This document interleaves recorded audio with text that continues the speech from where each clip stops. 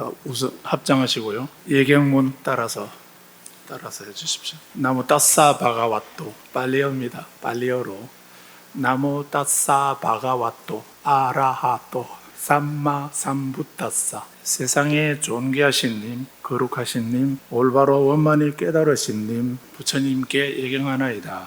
오늘부터 여러분들이 지금 3월달에 개강하셨나요? 3월부터 지난주까지 여러 방면에 걸쳐서 공부를 아주 열심히 해오셨다는 말씀 들었습니다. 이제 오늘부터 4주 동안에 걸쳐서 밀교에 대해서 말씀드리기로 했습니다. 처음에 주일 스님은 티베트 불교에 대해서 얘기해 달라고 말씀하셨는데, 티베트 불교는 이제 크게 두 가지 흐름이 있긴 합니다. 일반 불교하고 밀교. 일반 불교를 현교, 드러날 현해서 현교라고 하고요. 또 선불교와 같은 그런 밀교, 탄트리즘이라고 하는 그런 밀교하고 교라고 말하게 되면 불교는 두 가지, 현교와 밀교로 나눕니다. 그런데 그 열반으로, 깨달음으로 열반으로 건너갈 때 타고 가는 수레에다 비하면은, 수레라고 말하면은 현교는 바라밀성, 탈성자 야나라고 하는데, 바라미타 야나 이렇게 하게 되면 바라밀성이라고 하고요. 밀교는 바스라 야나, 대승불교는 마하야나라고 이렇게 한다는 말 들어보셨죠? 그런데 그 대승불교를 둘로 나누어서 그 바라밀교, 현교와 밀교 이렇게 나누는데, 현교를 바라밀성이라고 한다면은 밀교는 또 바스라야나, 금강성이라고 합니다. 금강성, 바스라라고 하는 말은 번개라는 뜻입니다. 번개빛, 번개라는 뜻이거든요. 그래서 그것을 금강이라고 번역을 하는데, 금강경이라고 있죠. 금강, 반야, 바라밀경 이렇게 하는데, 그때 금강이라고 하는 말은 흔히 서양에서는 다이아몬드를 말한다라고 이렇게도 합니다. 그래서 금강경을 다이아몬드 수트라 이렇게 영어로 번역되어 있기도 하거든요. 그래서 금강경에서는 다이아몬드 종류를 얘기하고 있던가요? 다이아몬드 크기를 말하고 있던가요? 아니면 다이아몬드 가격을 얘기하던가요? 그래서 금강경이라 할 때 금강이라고 하는 말은 비유한 겁니다. 비유를 한 거로서 보통 우리는 한문으로는 이해할 때 금강이라는 말은 금강석 이렇게 얘기를 해서 견고하다는 성질을 가지고 있고 날카롭다는 성질을 가지고 있습니다. 그래서 이 금강은 견고해서 어떤 물건도 다 깨뜨려버릴 수 있는, 깨어버릴 수 있는, 파괴시켜버릴 수 있는 그런 힘을 가지고 있다는 겁니다. 그래서 견고성이라 할 수 있습니다. 또 이 금강은 아주 날카롭고 예리해서 어떤 것도 다 베어버릴 수 있는 그런 날카로움을 가지고 있다는 것입니다. 그래서 취모금이라고 이렇게 그런 말씀 우리가 쓰죠. 그 지게의 칼, 취모금이라는 이 칼은 아주 날카로워서 칼 위에 불자님 들고 머리카락을 이렇게 하나 올려놓고 칼날 위에 머리카락을 올려놓고 입으로 불면은 머리카락이 잘라지는 겁니다. 그 정도로 날카로운 것을 취모금이라 이렇게 합니다. 불취자입니다. 불취, 트럭모, 칼금, 취모금.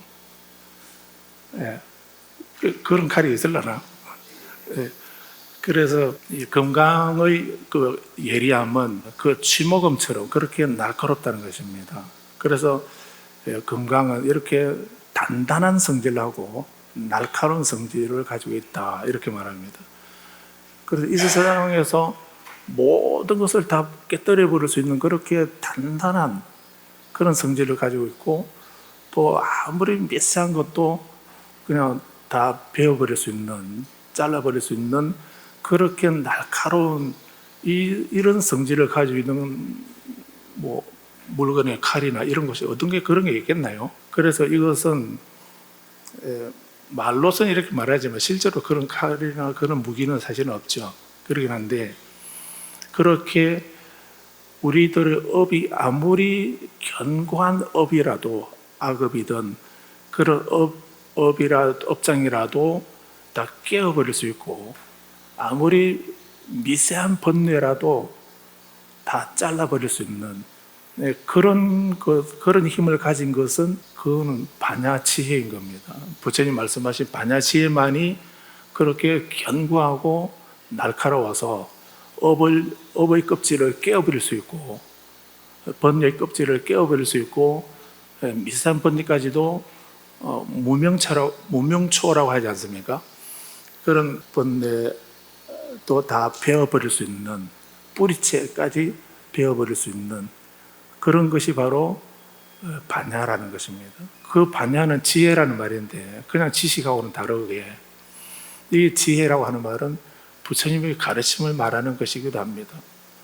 그래서 부처님의 가르침은 결국 우리에게 모든 업을 깨어버리고 그리고 모든 번뇌를 제거해버리고 그래서 그런 번뇌와 고가 없는 그런 지복의 삶을 살게 해주시는 그런 삶을 얻도록 하는 길 방법을 말씀해 주신 것이 부처님의 가르침이다라고 이렇게도 할 수가 있죠. 그래서 부처님의 그 지혜 그 반야를 지혜라고 우리 번역을 안 하고 나중에 오종불변을 말씀드리긴 하겠는데 그래서 그 의미를 존중해서 또 단순히 한 가지 의미만으로 설명하게 되면 나머지 더 많은 의미가 사라지기 때문에 그래서 중요한 그런 용어들은 반야라든지 바라밀이라든지 뭐 이런 그런 말들은 번역을 안 하고 그 인도말 그대로 쓰고 있는 것입니다. 그래서 이 금강경은 그 지혜로서 반야 바라밀 지혜로서 깨달음의 저 언덕으로 갈 수 있는 그 길 방법을 일러주신 경이다라고 해서 반야 바라밀다 경 이렇게 하는 거고요. 반야 바라밀다 심경 아까 우리 배웠는데 근데 불자님 그 반야 심경 읽으시면서 아무도 놀라는 사람이 없었던 것 같습니다. 다들 담담하게 잘 외우고 계시는지 보고 읽으시더라도 놀라는 분이 아무리 안 계시는데 저는 반야심경 읽을 때마다 경기가 일어납니다. 무고심멸도 고심멸도도 없으며 무안이비설시니 눈, 귀, 코, 혀, 몸 의식도 없으며 무색성량 미촉법 육경 여섯 대상도 물질도 빛도 소리도 향기도 맛도 감각도 사실도 없다. 무명도 없고 무명이 다 아는 것도 없다. 이거는 육바람이 12연기를 부정하는 얘기입니다. 무안계 내지 무의식계 18계를 부정하는 겁니다. 온 12처 18계 사성제 12연기 육바람일 모두 다 부정하는 말입니다. 다 없다라고 무무무 이랬습니다. 왜 없다고 하시는지 아시나요? 그런데 부처님 가르침의 가장 핵심이 사성제라고 말씀하고 있는데 그런데 사성제를 말씀하고 있는데 우리를 반야심경 읽을 때마다 그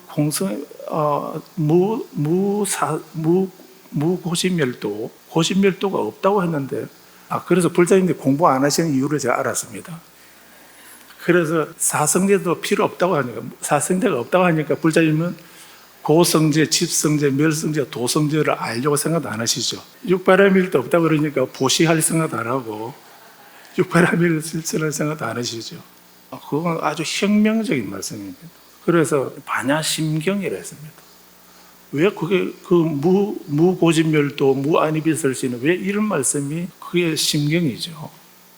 왜 반야경의 지혜를 말씀하는 그 경에서 그걸 말씀했겠습니까? 그래서 반야심경 이렇게 할 때 그 심자는 마하반야 바라밀다 심경 큰 지혜로 저언들을 건너가는 마음의 경 이렇게 하면 안 되죠. 그런 의미가 아니라 했습니다.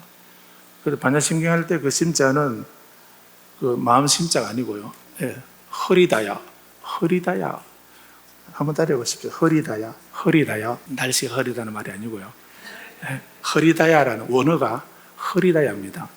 찢다가 아니고 우리 마음을 찢다라고 이렇게 말하기도 하는데, 반야심경의 마음의 경하면 아마 바람있다, 찢다, 숫더라 이렇게 했을 겁니다. 그런데 마음이라는 의미가 아니기 때문에 허리다야라고 이렇게 했습니다. 그런데 현장법사는 마음 심자를 썼지만은 심수, 에센스라는 뜻입니다. 핵심. 바냐바라미의 가장 핵심적인 가르침 이 말이거든요. 제가 지금 오늘 제가 딴 얘기하면 시간 보낼 계제가 못 되죠.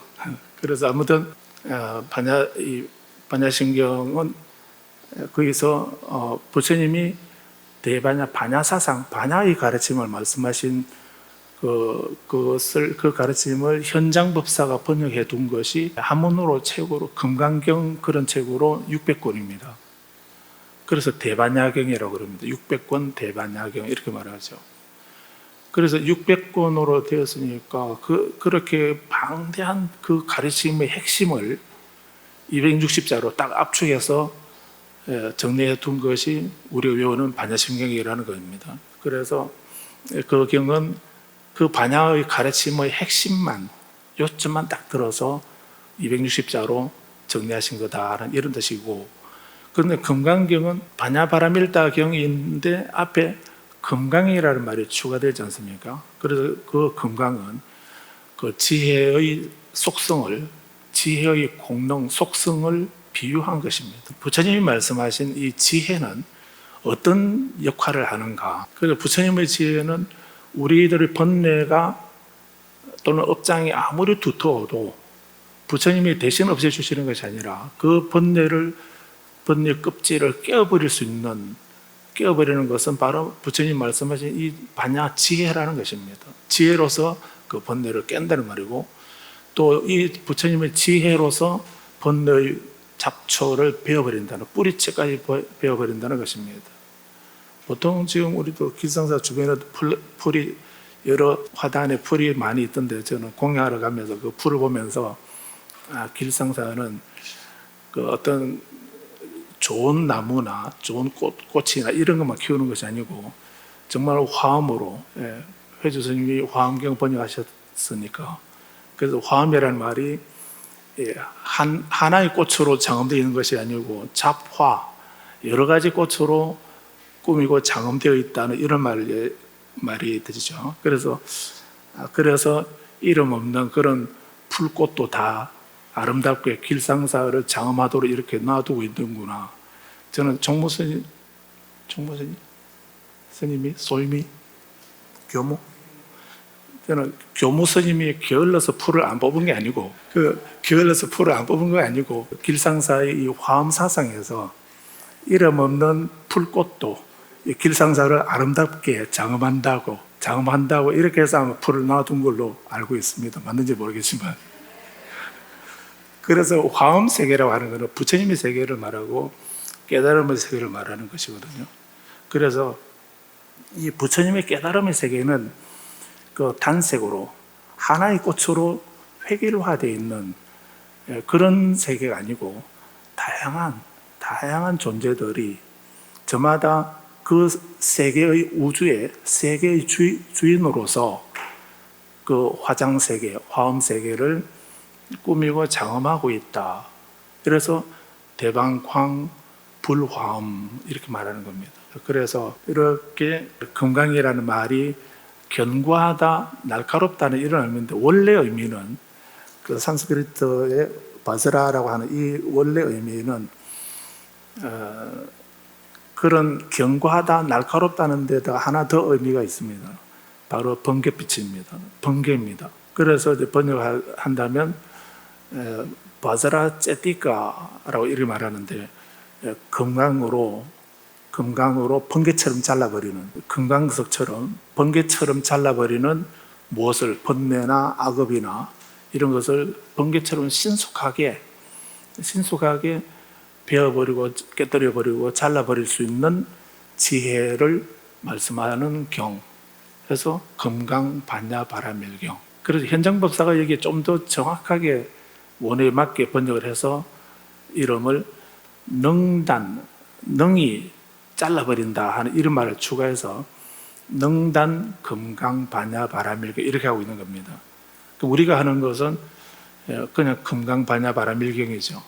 우리가 하는 것은 그 구마라지 법사가 번역하신 거고, 현장 법사는 그 원어를 그대로 살려서 능단 금강 반야 바라밀경, 우리말로 하면 번개처럼 신속하게 잘라버릴 수 있는 지혜로 저 언덕에 건너가는 경전, 이런 의미가 되죠. 그래서 이 번개, 신속한, 시간적으로 신속하게, 그리고 견고하게, 또 날카롭게, 이런 성질을 가지고 있는 것이 금강이라는 말인데, 그래서 부처님 가르침은 이 세 가지 성질을 가지고 있다라고 해서 바자라야나 이렇게 하게 되면 금강성 이렇게 말하는 겁니다.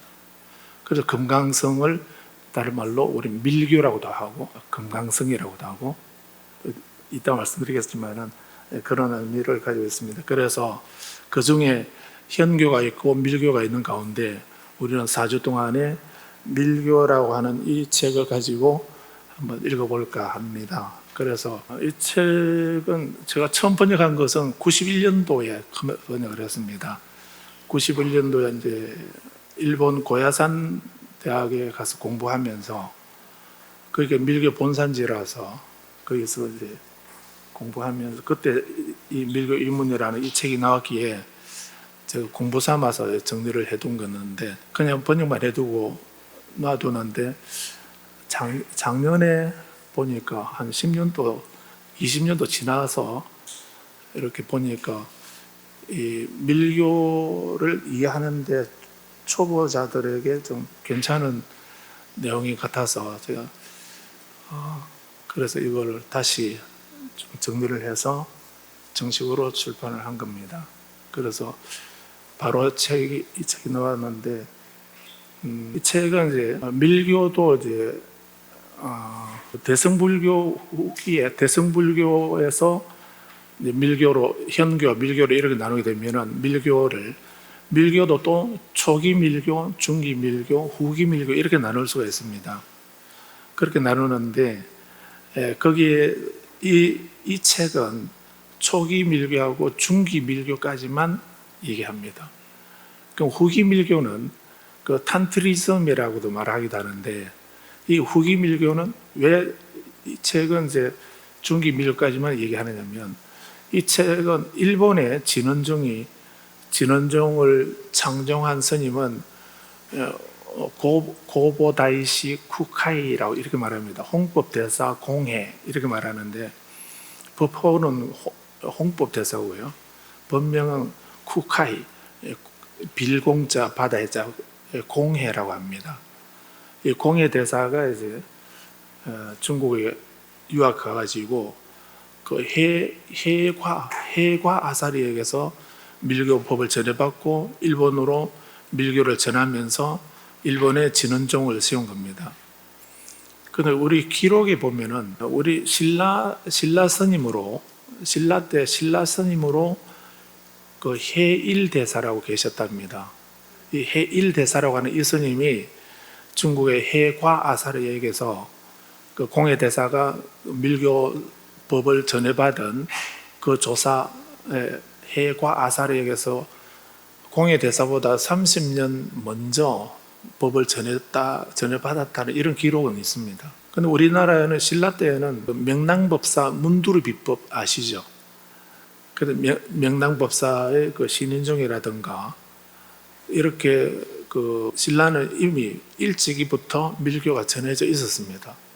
그래서 당나라에서 신라를 전쟁을 일으키고 이렇게 할 때 명랑법사가 문두르 비법이라고 하는 그 밀교 기도를 해서 그 당나라 군사를 물리쳤다는 이런 기록도 상국유사에 전하고 있죠.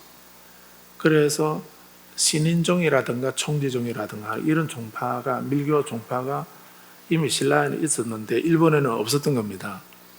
그래서 공해대사가 밀교법을 전하면서 그 논문을 씁니다. 적신성불의라고 하는 그런 책하고 십주심론이라고 하는 이런 책을 써서 나라에 바치고, 중국에서 모셔온 밀교에 관계된 경전이라든가 이런 자료들을 다 보고를 하면서 세운 종파가 일본 진원종입니다.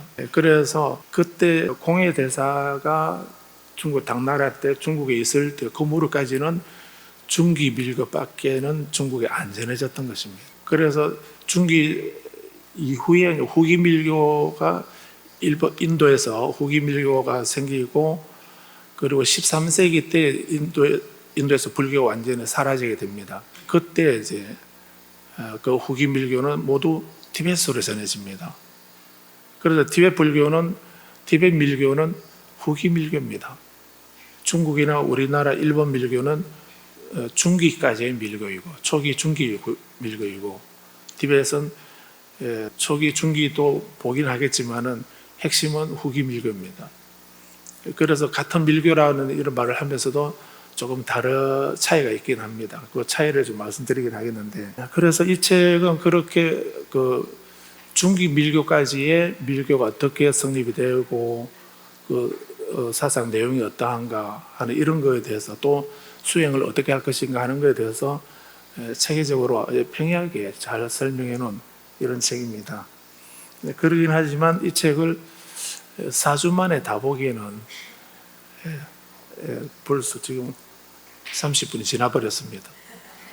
그래서 4주 만에 다 보기에는 무리 같아서 제가 이 중에 핵심적인 것만 이렇게 정리해서 말씀드리기로 하겠습니다. 그리고 또 책이 있으니까 절대로 안 보시긴 하겠지만은, 그래서 집에서 우리가 공부한 만큼 읽어보시게 되면 많이 도움이 되리라 싶습니다. 그래서 제가 이 책을 가지고 말씀을 드리면서 중간중간 그 티베트 불교에 관계된 부분도 말씀드리는 걸로 그렇게 하겠습니다. 그래서 우선 순서는요, 일단 어떻게 될지는 모르겠지만은 주변 얘기하다도 4주 다 보내지 싶은데, 그런데 이제 일단은 오늘은 그 책 가지고 계시면 앞에 목차 차례를 보시면 제 1부가 밀교의 개요라고 이렇게 되어 있습니다. 그래서 이 책은 그 학교에서 교재로도 쓸 수 있는 그런 책이긴 한데, 그렇다 해서 우리 길상사 불교대학의 마지막에 시험 치지는 않을 겁니다.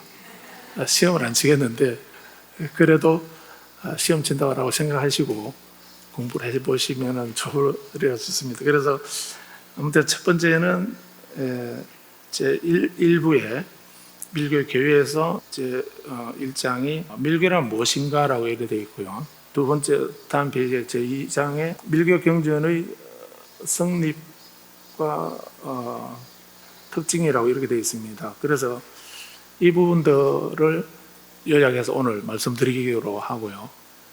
그 다음에 다음 시간에 3장의 중국 밀교의 성립이라든지, 그 다음에 4에서 일본 나라 시대의 밀교, 그리고 공예대사의 입당 구법과 진원종이라고 하는 이런 부분은, 이 부분은 제가 생략을 하겠습니다. 일본 진원종에 대한 것이기도 하고 하기 때문에 핵심적인 것만 몇 가지 말씀드리도록 하겠습니다. 그래서 다음 주에는 제 2부에 그 진원밀교의 사상이라고 하는 데에서 이렇게 보도록 하겠습니다. 그래서 밀교 사상의 교판이라든지, 또 제 3장에 십주심 사상이라고 되어 있습니다. 그래서 지금까지 이거 모르고도 살아왔는데 이거 골치 아프게 이런 건 내가 알아야 되겠나라고 생각을 하시겠지만은, 우리가 이걸 모르고 불자님이 밀교를 한다든지 다란이 기도를 한다든지 뭐 밀교 수행을 한다든지 이렇게 하기 때문에 우리 잘못하고 있는 것입니다. 그래서 밀교가 어떤 가르침이고 왜 우리가 밀교를 해야 되는가, 불교에 밀교가 왜 들어왔는가, 또 불교에서는 밀교를 어떤 식으로 수용이 되는가, 어떻게 발전되었는가, 이런 것을 아셔야 됩니다. 왜냐하면 우리가 선종이라 하면서도 우리 길상사에서도 신묘장은 대단하니 33도 한다. 지금 108도 얘기는 들어봤는데 33도 하는데 길상사마다 처음 들어봤는데, 아마 33 관음 응신에 준해서 아마 그렇게 하시는 것 같은데, 그 심의정보 대다라니 그냥 그 외우는 게 그게 밀교 수행인가? 또 대다라니를 왜 외우지요? 심묘하니까 외우시죠. 심묘정보 대다라니 심묘하니까 외우시는가? 그래서 그 지는 다라니를 왜 외워야 되는가? 또 그 지는 다라니가 어떤 의미인가? 어떤 수행인가? 이런 것을 하려면 이 밀교의 사상을 이해를 해야만, 이걸 이해하시고 이제 그 대다란이나 육자신을 외우시게 되면 의미가 달라질 것이라고 생각을 합니다. 그래서 제3주에는 그 다음에 제4번에 밀교의 불타관이라고 있습니다. 밀교에는 수많은 부처님, 불보살이 있습니다. 그래서 원래 우리 부처님은 석가모니 부처님 한 분이신데, 그런데 밀교에는 수없는 불보살이 등장합니다. 만다라의 세계에서.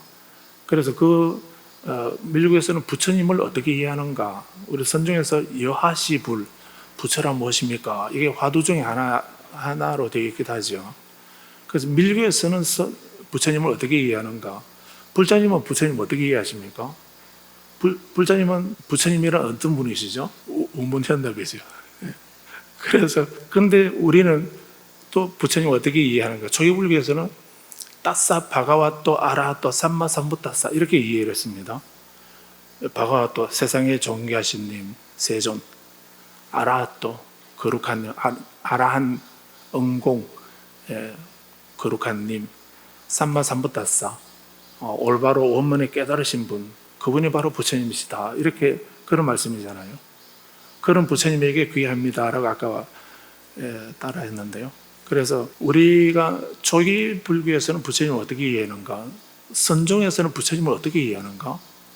또 밀교에서는 부처님을 어떻게 이해하는가?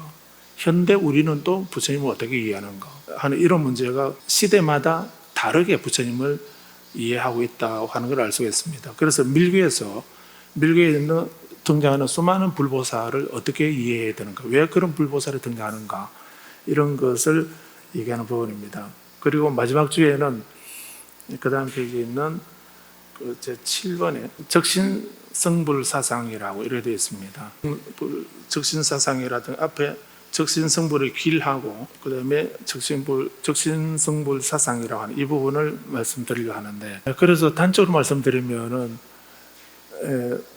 초기경전에서 부처님이 우리가 출가하고 수행하는 이유가 무엇인가?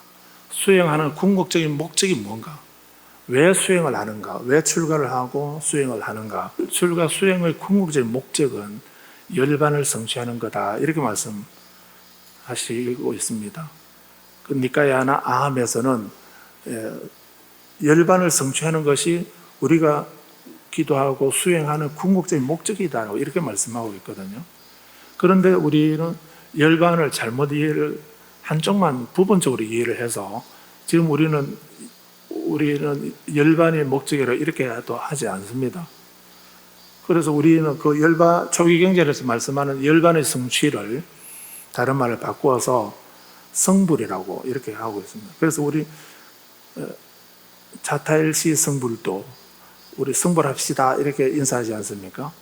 그래서 열반의 성취가 성불로 바뀌어져 있습니다. 그래서 선종에서는 또 견성성불이라고 이렇게 그런 말씀 들어보셨죠?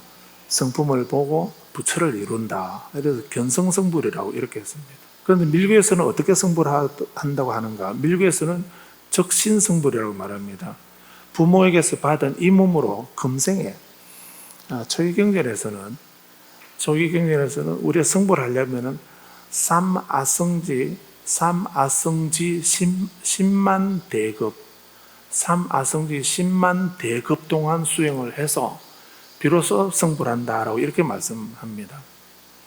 그게 기본입니다. 그래서 부처님은 전생에 성불하기 위해서 오래도록 아성지라고 하는 말은 셀 수 없다는 이런 말이거든요. 셀 수 없는 급, 1급만 해도 무한의 시간인데 그런 급의 시간이 숫자가 아성지급이라는 겁니다. 아성지, 셀 수 없는 급. 그런 셀 수 없는 급이 또 세 개입니다. 세 개가 더해진 겁니다. 그래서 삼아승지급. 이거 우리 지금 계산할 수가 없습니다. 그만큼 무한의 시간입니다. 그것만 해도 무한의 시간인데 거기다가 또 10만 대급 동안, 삼아승지 10만 대급 동안 수행을 해서 비로소 승부를 한다라고 이렇게 얘기를 하고 있습니다. 그만큼 승부를 하는 것이 쉬운 일이 아니다 하는, 그 낮은 말로 말하면 부처는 아무나 되나, 이런 의미가 되는 겁니다. 그래서 그런 사상이 기본적이었는데 선종이 생기면서 삼아승지 10만 대급까지 갈 거 없다. 우리가 바로 견성을 하게 되면, 견성하면은 직지인심, 교회별전 직지인심 견성만 하게 되면 바로 승부를 하게 된다 라고 하는 선법을 얘기한 겁니다. 그래서 선에서는 그래서 견성승부를 말하는데, 밀교에서는 다른 그 견성승부를 달리 표현해서 부모에게 받은 이 몸으로, 우리는 승부를 하려면은 내가 죽고 난 뒤에 다음 생에 가서, 다음 생에 어느 때인가 그때 내가 승부를 하겠지, 이 생각을 할 수도 있겠는데 그게 아니라는 겁니다. 부모에게 받은 이 몸으로 금생에 바로 승부를 한다. 그런 속승부를 말하는 거죠. 그래서 이 적신승불이라고 하는 이것이 밀교의 가장 중요한 그런 사상이기도 합니다. 그래서 적신승불을 하기 위해서는 어떻게 수행해야 되는가, 적신승불의 원리는 어떠한가, 이런 것을 이 뒷부분에서 말씀하고 있습니다. 자, 그래서 이런 내용으로 사주에 걸쳐서 한번 정리를 해볼까라고 생각을 하고 있는데, 그래서 제가 그 부분에 대해서 시간 되는 대로 말씀을 드리고, 제가 오늘 첫 주에서 2장에 걸쳐서 말씀드리기로 했는데, 거기에 대해서 제가 말씀을 다 못하게 되면 다음 주까지 숙제로 해서 그 2장까지 읽어보시고 다음 시간에 혹시 읽어보시고 이해가, 물론 당연히 다 이해가 안 되겠지만은, 그런데 이해가 안 되는 부분이 있으면 질문을 하시도록, 이렇게 하면은 좀 보완이 되지 않을까 생각을 합니다. 그렇게 해볼까요? 이 내용들은 이제 우리 교재를 제가 요약한 겁니다. 요약한 거니까 필요하시면 제가 사무장인데 제가 드려놓을 테니까 데이터를 가져가십시오. 보내달라고 하십시오. 자, 우선 이 교재 들어가기 전에 불자님들 능엄주 읽어보셨나요? 능엄주, 능엄신주. 그 능엄신주를 말씀하고 있는 그 능엄경에 이런 말씀이 있습니다. 금강경은 누구 때문에 금강경이 성립이 되던가요? 금강경은 수보리 존자가 희우세존 이렇게 하게 해서, 그래서 금강경이 생기게 되죠. 놀랍습니다 세존이시여, 이렇게 말씀하면서 보리심을 일으킨 사람은 발안흑따라 삼력 삼보리심자 응운하주 운하항복기심. 보리심을 일으킨 사람은 어떻게 살아야 합니까? 어떻게 그 마음을 다스려야 됩니까? 이렇게 질문하거든요. 그 질문에서 금강경이 생긴 겁니다. 반야심경은 사리불 존자, 사리불 존자가 관세음보살에게 반야바라미의 핵심이란 건 무엇입니까? 이 질문에 의해서 반야심경을 관세음보살이 설하시게 된 겁니다. 반야심경은 관세음보살이 설하신 겁니다. 끝머리 우리가 외우는 반야심경에서는 알 수가 없습니다. 그 대본 반야심경이 있거든요. 거기 보게 되면 이제 관세음보살이 사리불 존자에게 반야심경을 요점을 다 이렇게 얘기하고 나니까, 그래서 부처님이 삼매에서 일어나셔서 여시여시 사리불에게 그 관세음보살이 반야바라미의 핵심에 대해서 잘 설명했다, 잘했다, 이렇게 칭찬하시는 부분이 있거든요. 그렇게 선제 이렇게 하는 그 말이, 그렇게 말씀함으로써 그건 부처님이 하신 말씀으로 되는 겁니다. 그래서 이제 경호로 전해지고 있긴 하지만 그 반야심경의 청법자는 사리불입니다. 근데 그 능엄주를 설하고 있는 그 능엄경은 아난다 존자 때문에 그 능엄경을 설하시게 됩니다. 그런데 거기서 이제 아난다 존자가 어떤 위난에 빠져 있을 때, 그럴 때 부처님이 문수보살에게 능엄주를 일러주십니다. 그래서 능엄주를 외우고 가서 그 아난다 존자가 그 마탕가라고 하는 그 여인에게 최면에 걸려서 지금 끌려가고 있는 상태였습니다. 그래서 아난다 존자가 맨정신으로는 절대로 그를 못 갈 건데, 그런데 그 마탄가 그 여인이 그 여인의 어머니가 주술사였습니다. 그래서 그 딸이 엄마에게 아난다 존자를 우리 집에 안 불러주면 나 죽어버릴 거다, 이렇게 한 겁니다. 그러니까 어머니가 그래도 딸이 죽겠다 하니까 일단은 살려야 되겠습니까? 그래서 부처님 제자이지만은 일단은 내 딸을 살려야 되겠다 싶어서 주술을 걸어서 아난다 존자를 비몽사몽간으로 만들어서 자기 집으로 데려가는 겁니다. 그래서 부처님이 그 상황을 아시고 문수보살에게 능엄주를 일러주시면서 이 주문을 가지고 아난다를 구해와라, 이렇게 해서 보내는 겁니다. 그래서 문수보살이 막 허공을 날아가시면서 타타가 또 선산 시타타파타라 아파라치단 버릇동기람 다라니 막 이렇게 주문을 외우면서 능엄주를 외우면서 가서 그 마탕가 어머니가 주술을 그런 걸 풀어버립니다. 그리고 이제 아난다 존자를 그 위난에서 안전하게 구해서 돌아오죠. 그래서 돌아와서 보니까 아난다 존자가 좀 기가 찰나지 않겠습니까? 부처님 제자인데, 그 부처님 제자 시자로서 이렇게 그런 상수 제자인데 그런 주술에 걸려가지고 이렇게 끌려갔다고 생각하니까 도대체 내 마음이란 뭐지?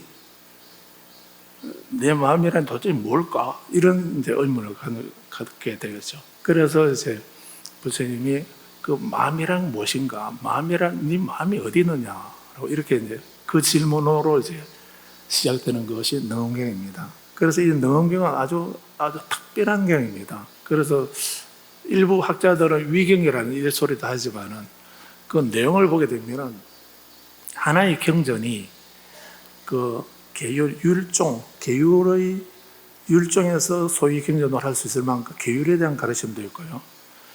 또 정토, 연불에 대한 가르침도 있고, 유식에 관계된 가르침도 있고요. 그리고 또 지는 밀교에 대한 가르침도 있고, 뭐 이렇게 4-5가지의 그런 종파의 소위 경전으로 삶을 수 있을 만큼 아주 체계적으로 또 변마장을 말씀하고 있어서 선에 관한 참선 수행하는데 장애가 있을 때 그걸 어떻게 극복해야 되는가 하는 것을 말씀하고 있거든요.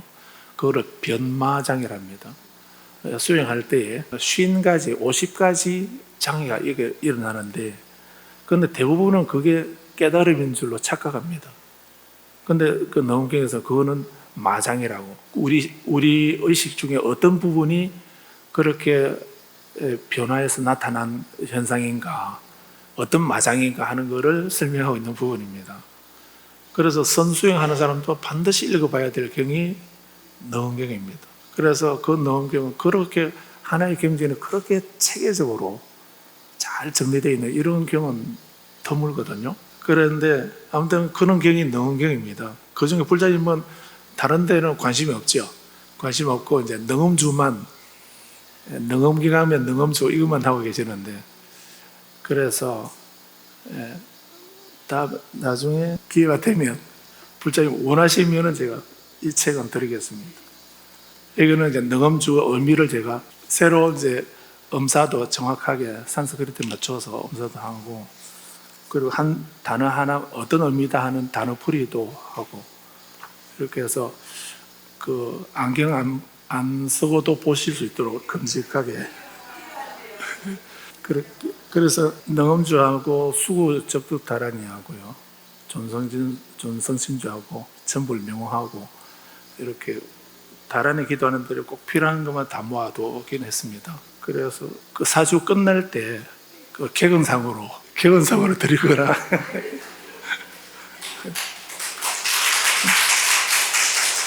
그런데 이제 아무튼 저는 우리가 심일장부 다란이나 능엄주나 수구 다란이나 이렇게 다란이 기도를 여기저기서 많이 하긴 하는데 그 의미를 제대로 알고 하는 예가 좀 드물지 싶습니다.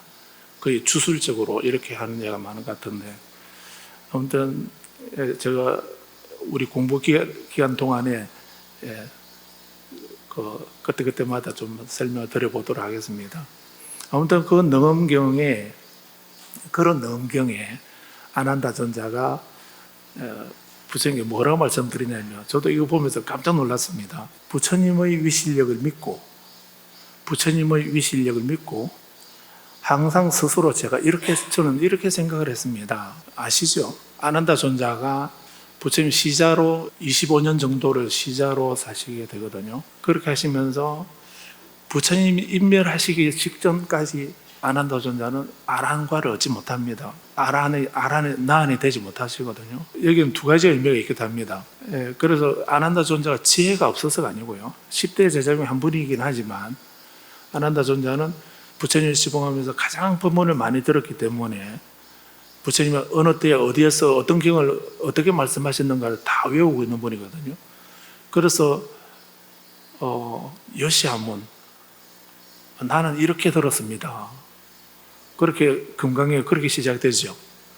그건 나가 누굽니까? 아난다 존자거든요. 그래서 본인이 아라한이 되지는 못했지만은 부처님이 하시는 말씀 나는 이렇게 들었다라고 하는, 그렇게 가장 오래 부처님을 시봉하면서 해드리면서 법문을 가장 많이 들은 제자이기 때문에, 그래서 아는 존자를 다문제일이라 하지 않습니까? 그래서 그런 아난다 존자가 부처님께 말씀드리기를, 나는 그동안에 부처님의 위실력을 믿고 항상 스스로 내가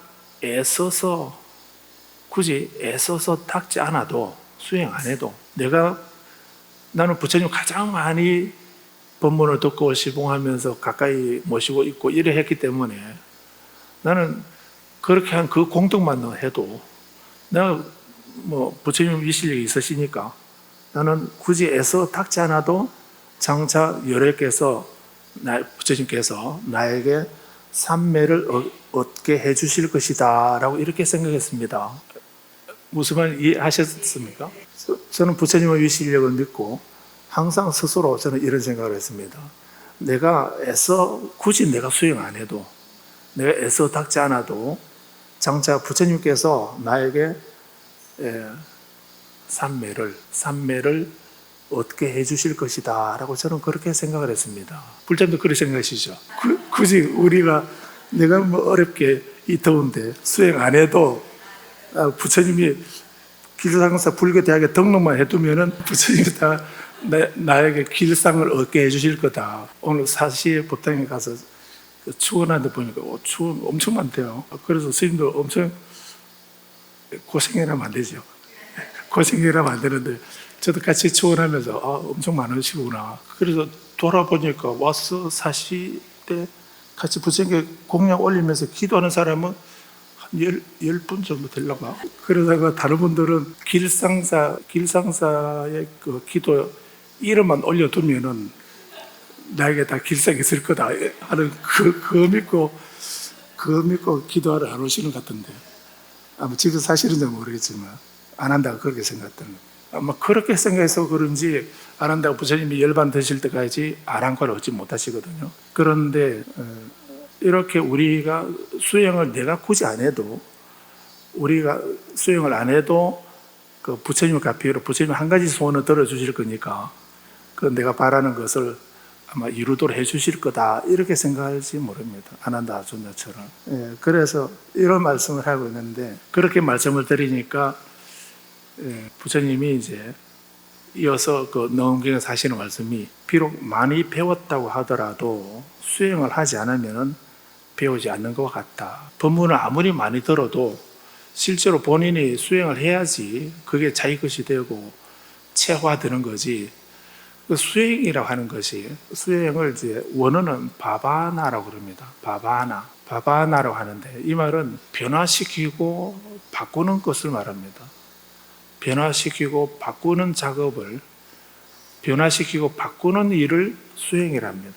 우리는 수행 또는 수도 이렇게 하게 되면 행을 닦는다, 도를 닦는다 이렇게 하면, 어떤 때는 도를 닦는다는 이 말에서 도에다가 좀 더 강하게 발음을 해서 돌을 닦는 것을 수행이라고 생각하는 데도 있습니다. 그래서 어떤 자리에 가게 되면 실제로 바위에 주먹돌을 하나 올려놓고요, 앉아서 그거를 갈고 있는 겁니다. 그 왜 갔냐고 이렇게 물어보니까, 그렇게 갈다가 내가 쥐고 있는 돌하고 바닥 돌하고 이렇게 딱 붙어서 이렇게 해도 안 움직인다는 겁니다. 그렇게 하면 소원이 성취된답니다. 해보신 경험 있는 모양인데.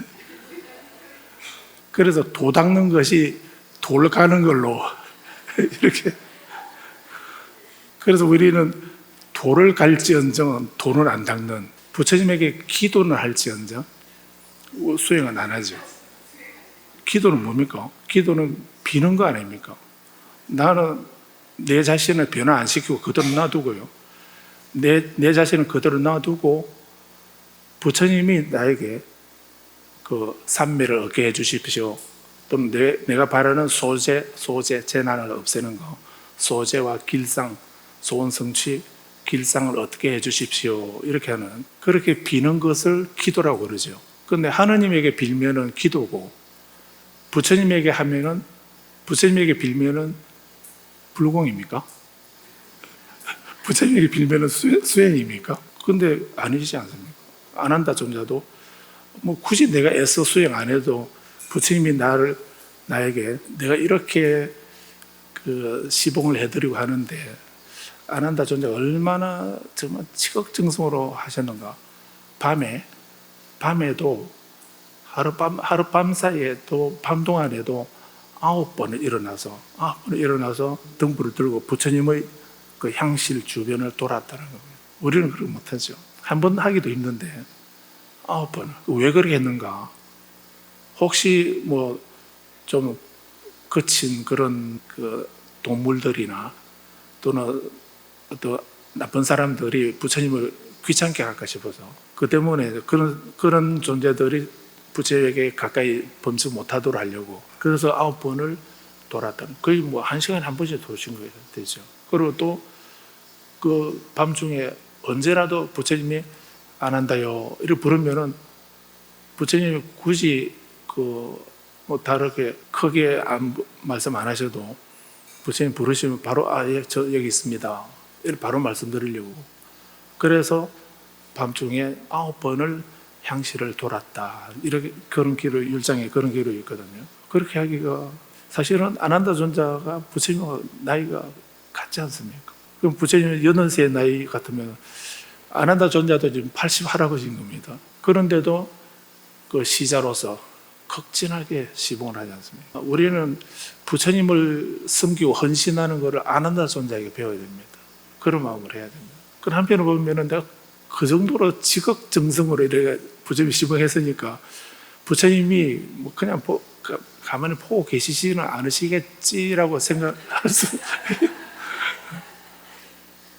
그래서 그런지 아난다 존자가 계속 수행을 안 했거든요. 수행을 안 하고 부처님이 다른 분도 다 아란이 되고 이렇게 했는데도 아난다 존자 아란이 안 되었기 때문에 제1결집할 때 그 결집회의에 들어가지도 못하거든요. 그런데 다른 비구가 지금이라도 수행하면 되지 이렇게 그 말을 듣고서 아난다 존자 발심을 해서 하룻밤 잠을 안 자고 수행을 하는 겁니다. 계속 극기 명상을 하고 위파사나 삿디를 챙기는 그런 수행을 하게 되죠. 밤새 경험을 하면서 수행을 하고 새벽이 되니까 밤새 극기 명상을 했으니까 피곤할 거 아닙니까? 그래서 마음속에 좀 쉬고 싶다 이 생각이 일어나는 순간 그럼 쉬어야지 이렇게 멈추고, 그런 자리에 누우려고 이제 잠시 누워야 되겠다 하는 그 마음, 좀 눕자 하는 이런 생각이 일어나자 바로 몸을 누웁니다. 그래서 잠시 누워서 쉬려고 옆으로 누우면서 머리가 베개에 닿기 직전에 아란과를 얻었다는 겁니다. 하룻밤 수행해서 아란과에 된 거잖아요. 그만큼 지혜가 영면하신 분인데 왜 부처님이 일생 동안 그때 부처님이 일찍 아란과 되었다면 아마 부처님이 법회 때마다 나가서 우리 아란 되었다고 막 이렇게 자랑도 하셨을 건데, 그런데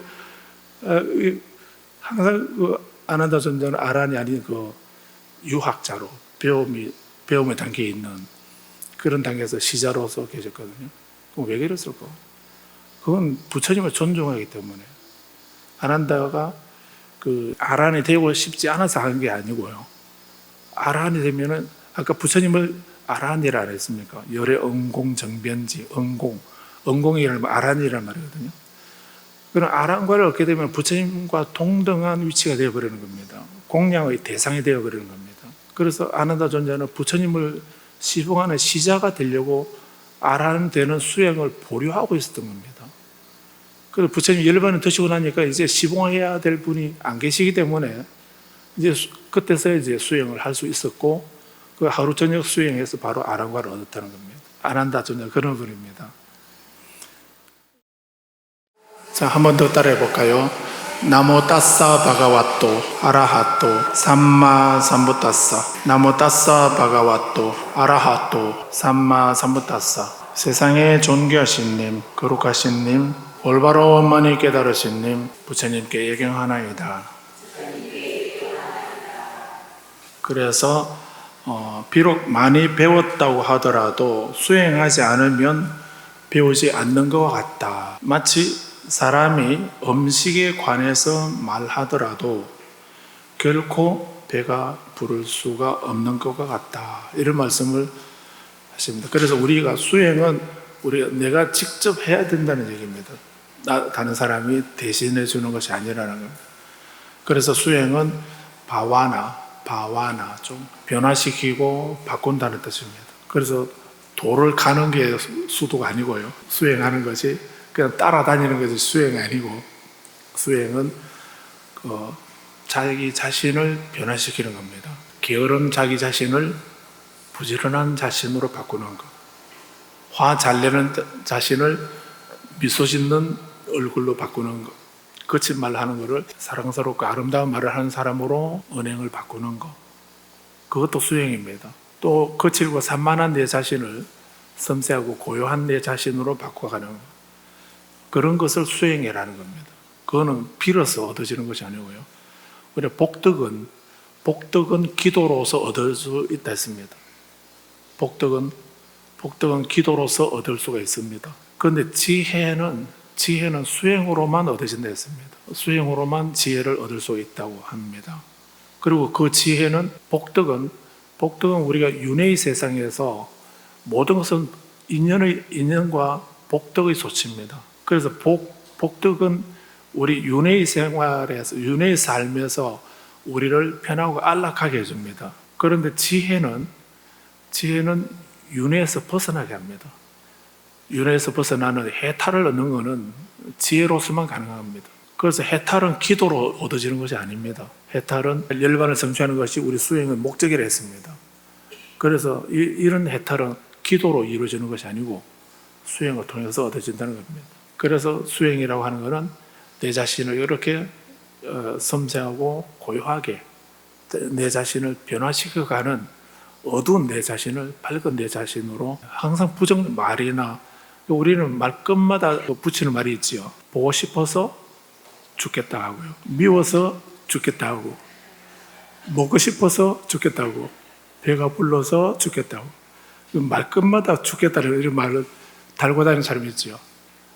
그래서 모든 일에 그런 부정적인 이런 말을 쓰지 않도록 하셔야 돼요. 그래서 어떤 말이나 행동에 늘 생각이 적극적이고 긍정적으로 생각할 수 있도록 그런 내 자신으로 바꿔가는 그런 것을 우리는 수행이라는 겁니다. 그래서 수행은 변화시키고 바꾸는 작업을 말한다, 이렇게 이해하시고요. 티베트 사람들은 수행을 SGOM, 곰이라고 합니다. SGOM, 곰이라고 읽는데, 곰이라고 하는, 티베트 말로 곰이라고 하는 말은 익숙해진다는 것입니다. 익숙해지는 것, 여러 번 되풀이하고 반복해서 되풀이하고 반복하고 또 하고 이렇게 해서 되풀이 반복을 해서 거기에 익숙해지도록 하는 것, 그런 것을 수행이라는 겁니다. 그 수행은 익숙해지는 것입니다. 우리는 마음 한 번 마음 먹은 대로 다 되는 건 아니지 않습니까? 우리나라 선시에도 보면 그런 말씀이 있습니다. 물이 언 것이 얼음이죠. 그러면 얼음을 가지고 세수를 하라고 하거나 빨래를 하라고 이렇게 하게 되면 그 얼음이 물인 줄 알긴 하지만은 그 얼음 그 상태로는 뭐 세수를 하거나 빨래를 하거나 이렇게 하지 못하지 않습니까? 그러면 그 얼음으로 이제 세수를 하거나 빨래를 하려고 그러면은 얼음 어떻게 해야 됩니까? 얼음을 녹여야 되고 얼음이 녹을 때까지 기다려야 되지 않습니까? 그렇게 얼음을 녹이는 작업, 그런 것을 그렇게 뭐 열을 가하거나 또는 기다리거나 이렇게 해서 그것이 세수나 세탁용으로 녹을 때까지 녹도록 하고 녹을 때까지 기다리는 것, 이런 것을 수행이라고.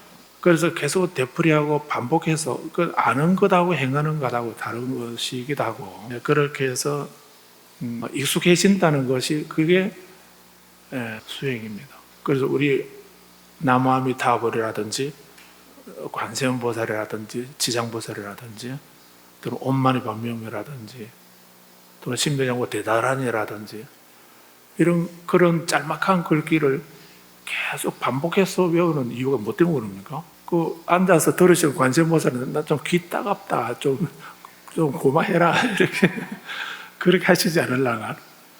근데 우리가 그렇게 관세음보살 계속 연보를 하는 것이 관세음보살님이 오셔서 나를 구고고난 고통에서 재난에서 구해 주십시오라고 이렇게 비는 게 아니지 않습니까?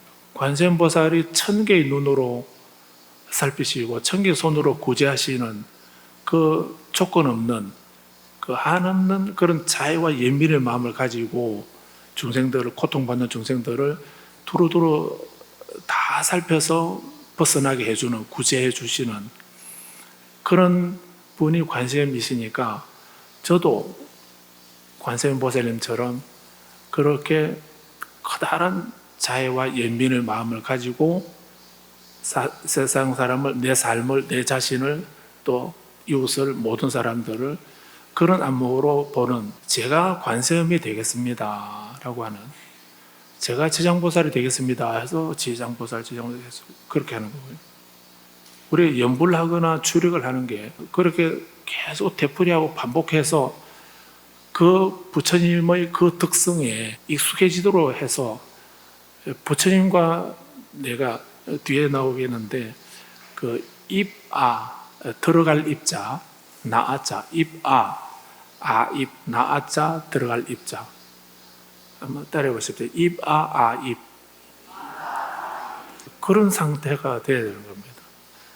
부처님이 내 속에 들어오시고 내가 부처님 속에 들어가셔서 하나가 되는 거예요. 일체가 되는 거예요. 부처님이 나에게 들어오시고 내가 부처님에게 들어가시는 그런 상태로, 우리는 다른 말로 삼매라고도 말하기도 하지만은 그런 상태, 그렇게 내가 부처님이 되고 부처님이 내가 되고 내가 부처님이 되도록 그렇게 하기 위해서 우리는 진언이나 연불이나 이런 것을 끊임없이 계속 되풀이하고 반복하는 것입니다. 그렇게 되풀이 반복해서 익숙해지도록 하는 게 그게 수행이라는, 티베트는 그렇게 이해했습니다. 그래서 고음이라는 말이 그렇게 익숙해진다는 이런 의미도 있고, 또 하나 의미가 가까워진다는 의미입니다. 가까워진다. 목적지가 천리밖에 있는데 천리밖에 목적지를 하면은 내가 그 목적지를 향해서 그 관세음보살 천수경에 보면 아약향 도산, 도산자최철 이렇게 하잖아요. 그 아약향, 내가 도산지옥으로 내가 가게 되면, 우리가 설마 도산지옥에 관세음보살님께서 도산지옥에 가셔서 그 지옥, 도산지옥 중생들 좀 구제해 주십시오 이 말 아니죠. 그 말이 아닌 줄 아시죠? 대다란히 외우는 내가, 관세음이 된 내가 만약에 도산지옥으로 가게 되면은 지옥이 그 칼산의 저절로 꺾어진다. 내가 만약 확탕지옥에 가게 되면 화탕의 저절로 말라져 버리고요. 혹시 내가 지옥에 가게 되면은 내가 수행한 그 공덕으로, 수행의 힘으로 지옥이 저절로 사라져 버리는 거예요. 내가 아기도로 가게 되면은 내가 만약 수라, 아향수라, 아수라에게 내가 가게 되면 어떻게 되냐? 싸움이 저절로 거쳐져 버려요. 지금은 우리는 그 대다란히 외우기 전에는 어떻습니까? 대다란이 외우기 전에는 싸우는데 우리가 가면은 우리는 싸움을 덧붙이지요. 그런데 대다란이 외우고 가게 되면은 내가 두 사람이 싸우고 있는데 내가 가게 되면 그 싸움이 거쳐져 버리는. 아귀들에게 내가 가게 되면 아귀가 저절로 배가 불러져 버리는. 축생에게 가게 되면 축생이 지혜가 생기나. 집에 뽀삐가 그렇던가요? 지혜가 생기나 있던가요? 그렇게 목적지를 향해서 내가 그 목적지를 향해서 한 걸음을 뗐으면 한 걸음 뗀 만큼 그 목적지에 가까워진 거라. 그게 수행이라는 겁니다. 그래서 옛날에 어떤 분이 저쪽에 어떤 분이 하는 말이 가다가 중지 곧 하면 아니 가면 못하리라. 맞나요? 그런데 수행은 안 그렇습니다. 가다가 중지하면 간 만큼 이익이다. 가다가 중지해도 간 만큼 그 목적지에 가까워졌다는 이런 의미가 되는 겁니다. 그래서 수행한다는 말은 내가 수행을 하게 되면 수행을 한 만큼 그 나에게 그 목적이 그 원이 이루어지는 시기에 가까워졌다. 부처님하고 가까워졌다는 이런 의미도 되고요. 또는 내가 수행을 한 만큼 내 자신이 그렇게 정반대로 다른 모습으로 변화되고 바뀌어져 있다는 그런 것이 우리가 말하는 수행입니다.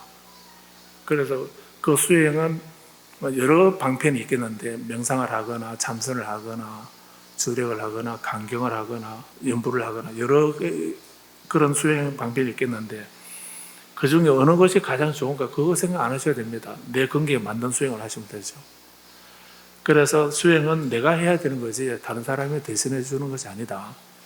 그래서 우리가 아무리 먹방을 밤새워서 계속 보고 이래도 배만 고프지 음식은 내가 먹어야 맛이 있거나 없거나 내가 먹어야지 한 입이라도 먹어야 먹은 만큼 배가 부르는 거지 그 방송 본다고 해서 배가 부르는 거 아닌 것이 수행도 그러하다는 이런 의미인 겁니다. 그래서 이름 올려놨다고 잊어버리지 마시고요. 우리 그 경호 스님이 축원 잘해 주시겠지 믿지 마십시오. 옛날에 회주 스님이 믿지 말라고 하셨지 않습니까? 그렇다고 해서 우리 스님들이 축원 안 하는 건 아니지만은 그 스님들 축원하는 거는 그 스님들 자신 수행입니다. 자신 수행이고 그 기도 올리는 거는 그 내일이죠. 그 기도는 내가 해야 되는 겁니다. 대신해 주는 거. 그 수행은 다른 사람 대신해 주는 것이 아니라 내가 해야 되는 겁니다. 안 할 핑계를 대면은 몇 가지든가요? 바빠서 못 하고요. 기운이 없어서 못 하고 하고 싶지 않아서 못 하고 안 할 핑계는 엄청 많겠는데 근데 그런 걸 다 극복하고 단 한 번이라도 또는 한 시간이라도 수행하게 되면 그만큼 내가 부처님 법에 익숙해지게 되고 가까워지게 되고 내 자신을 변화시키게 된다. 이런 생각하셔서 오늘 꼭 기억하실 것은 수행은 내가 해야 된다. 그런데 이 말씀을 이제 그 우바세 개경에도 이런 말씀하고 있습니다. 비록 항아사와 같은 많은 무량한 부처님들이 계시지만은 모두 우리 몸을 해탈게 할 수가 없다. 셀 수 없는 많은 부처님이 시방세계에 많은 부처님이 계시는데 우리 지구상에는 지금 부처님 계시나요? 부처님은 3000년 전에 인멸하셨습니다. 그런데 우리 이 사파세계는 아니지만은 서쪽에 극락세계라고 하는 거기에 부처님이 계시는데 그 부처님 명호가 아미타이시죠. 아미타 부처님은 과거불 아닙니다. 우리 석가모니 부처님은 과거불이죠. 아니나요? 과거 7불 중에 한 분 아닙니까? 3000년 전에 계셨던 부처님 아닌가요? 물리적으로는. 그런데 아미타 부처님은 현재불입니다. 아미타경에 아미타 부처님이 성불하신 지가 벌써 10급이 지났고 지금까지도 설법을 하고 계신다라고 이렇게 하지 않습니까? 부처님은 거짓말 하셨겠습니까? 극락세계에는 아미타 부처님은 우리가 알고 있는 시간하고 우리가 알고 있는 시간, 우리가 알고 있는 공간을 잊어버리십시오. 그걸 넘어서 그 삼매 속에서 의식 속에서 그 시공을 초월한 그 입장에서 보게 되면 극락세계에는 아미타 부처님은 현재불입니다. 우리 석가모니 부처님은 과거불이고 그래서 우바세 개경에 하시는 말씀이 항아사와 같은 많은 무량한 부처님들이 시방세계에 다 계시지만은 모두 그 부처님들이 나를 해탈케 해 주실 수 없다. 내가 해탈을 하는 거, 내가 깨달음을 얻고 열반을 성취하고 극락에 왕생하고 해탈을 얻고 하는 거는 그건 내가 하는 거지 부처님이 해주시는 것이 아니라는 얘기입니다. 우리 스스로 해탈케 해야 한다는 것을 관찰하기 위해서 보살이 보리심을 일으킨다 이렇게 말씀하고 있습니다. 그래서 수행은 부처님이 계셔도 부처님이 나를 해탈시켜 주시는 것이 아니다는 거예요. 부처님이 안 한다 존재가 부처님이 나를 삼매를 얻게 해주시겠지 했지만 그렇게 부처님이 나를 삼매에 들게 해주시는 게 아니라는 거예요. 내가 수행을 해야 삼매에 들 수 있고 해탈을 얻을 수 있다는 그걸 꼭 생각하셔야 됩니다. 그럼 우리는 절에 기도는 왜 붙여야 됩니까? 수행을 시작하겠습니다 하는 부처님과 나와 약속이죠. 이제부터 내가 수행을 하겠습니다. 저에게 이런 어려움이 있습니다. 이런 어려움을 극복하고 소멸하고 극복하기 위해서 제가 지금부터 오늘부터 수행하겠습니다. 그게 우리 절에 가서 기도 올리는 거는 그런 의미입니다. 그래서 스님은 이제 이 불자님이 이런 원을 가지고 부처님께 수행하겠다고 약속을 했습니다. 앞으로 계속 이 불자가 게으르지 않고 부지런히 수행해서 본인이 바라는 이익을 얻도록 얻어지이다라고 이렇게 축원은 스님이 하지만은 수행은 누가 해야 됩니까? 근데 스님이 축원을 하는데 우리는 수행 안 하고 있으면 아무 영험이 없는 겁니다. 또 하나 말씀드릴게 초이경전에 보배경이라고 있습니다. 보배경, 망갈라숫다라고 하는 보배경이라는 경전이 있는데요.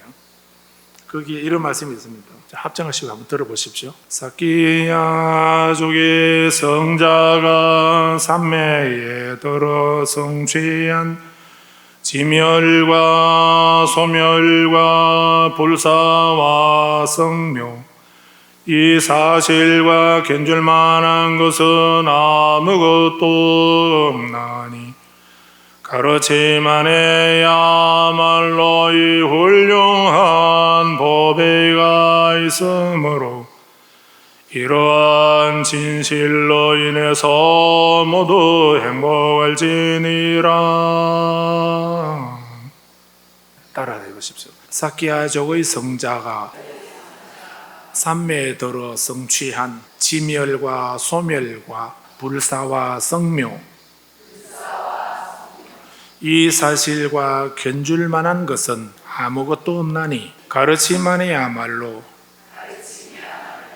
이 훌륭한 보배가 있으므로 이러한 진실로 인해서 모두 행복할지니라. 망갈라 라따나숫다라고 해서 보배경이라고 하는데 그 중에 이 보배경은 삼보의 공덕에 대해서 말씀한 그런 초기경전인데요. 이런 경전을 빠리따라고 해서 그 수호주라고도 하고요. 또는 보호경 이렇게 말합니다.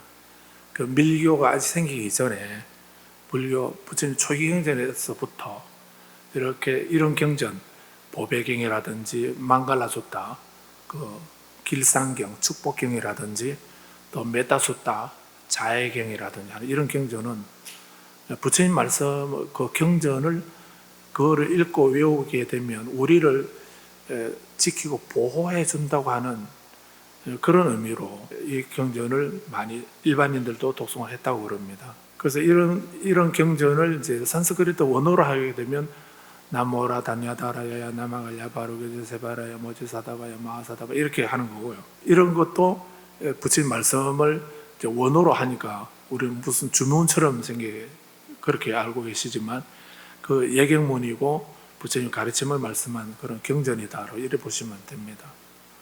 그리고 아까 반야심경에도 가때 아제아제 바라아제 바라성아제 모지사바 이렇게 했지 않습니까? 그 말도 아제아제 바라아제 바라성아제 모지사바하 이 말은 그 바냐바라미를 해설한 겁니다. 바냐바라미를 의미를 풀어서 가자 어서 가자 전독으로 어서 가자 거기 가면 깨달음이 있네 사바하 이렇게 바냐바라미를 푸른 말이거든. 그래서 이런 경전들은 이제 보호경, 보호주라고도 하고 보호경 이렇게 하고요. 근데 그런 것이 나중에 진원이나 다란이라는 말로 더 이제 압축되고 요약되기도 하고 이렇게 했습니다. 아무튼 그 중에 보배경이라는 거기에서 네 번째 구절이 지금 우리가 따라하는 이겁니다. 여기 핵심이 뭐냐면은 사케아족의 성자 스까모니라는 말을 푸른 말이죠. 스카족의 성자 스까모니 부처님께서 산매에 들어서 성취한 지멸과 소멸과 불사와 성묘. 수성한다 할 때 성, 아래 성자 성묘. 제가 울산 사람이라서 계속 의의 이로 들리죠. 그래서 불사와 성묘. 그래서 부처님 가르침의 핵심이 저는 이 네 가지라고 봅니다. 지멸과 소멸. 지멸은 지금 악행을 거치는 것입니다. 악행을 거치는 것이고요. 지금 내가 악업을 짓지 않는 어두운 악행을 하지 않는 그런 것은 지멸이 되겠죠. 소멸, 또 내게 있는 그 번뇌 업장이나 악업을 제거하는 것, 그런 집착이나 번뇌 악업을 사라지게 없애는 그런 것이 지멸과 소멸. 왜 그런 것을 없애야 되는가? 저희 경전에서는 그 경전의 핵심 가르침이 부처님은 삼법인을 말씀하시지 않습니까? 모든 것은 무상하다. 무상하다는 말이 더덥고 허무하고 눈물 난다 이 말이 아니죠. 무상고무하라고 할 때 그 무상이라는 말은 어떤 조건에 의해서 생겨난 어떤 인연, 조건에 의해서 발생한, 조건에 의해서 생긴, 의존해서 어떤 원인 때문에 생겨난 그런 일들은 영원히 그렇게 유지되는 것이 아니고 변하고 바뀌고 사라진다는, 변하고 바뀌어져 간다는 이런 말입니다. 그 말을 무상이라는 것입니다. 그래서 초전법륜경에도 보면은 조건 지어진 모든 것은 사라지는 법이다. 조건 지어진 모든 것은 사라지는 것이구나. 이렇게 깨달음을 얻은 분이 누구든가요? 교진녀라고 하는 오비구 중에 한 분, 교진녀가 그 부처님이 사성제 말씀하시는 말씀을 듣고 비로소 눈이 열린 겁니다. 법안이 생긴 겁니다. 인연에 의해서 생겨난 모든 것은 다 사라지기 마련이구나. 무상을 자각한 겁니다. 그래서 부처님께 찾아가서 부처님, 제가 이제 말씀을 듣고 비로소 모든 내게 있는 내 몸 안에, 내 몸 바깥에 있는 이 모든 것은 제법, 제행, 모든 것은 어떤 원인에 의해서 생겨난 것은 반드시 사라지는 것이구나 하는 것을 제가 알았습니다. 이렇게 말씀드리니까 부처님이 탐복을 하시죠. 와, 교진녀가 깨달았구나. 그 점잖으신 분이 뭐 춤을 추시듯이 기뻐하시죠. 앙야시 왔다뷰 곤다뇨. 우리말로 하면 교진녀가 깨달았다. 아니면 교진녀가 궁극적인 알을 얻었도다. 교진녀가 궁극적인 깨달음을 얻었도다. 이게 탄생하시는 거예요. 그래서 교진녀 이름 앞에다가 깨달음을 얻은 교진녀라 해서 아야 교진녀. 아야. 아프다는 말이 아니고요. 깨달음을 얻은 교진녀. 이렇게 부르고 있죠. 그래서 왜 나에게 슬픔, 비탄, 고통, 근심, 절망 이런 고통들이 우리는 계속 수없이 쉴 새 없이 일어나지 않습니까? 그런 것이 누구 때문에 생겼죠? 태어날 때 슬픔의 숟가락을 물고 태어나서 슬픈가요? 아니면 그렇게 누가 다른 사람이 나를 슬픔, 비탄, 고통, 근심, 절망 이런 고통이 나에게 있도록 만들었습니까?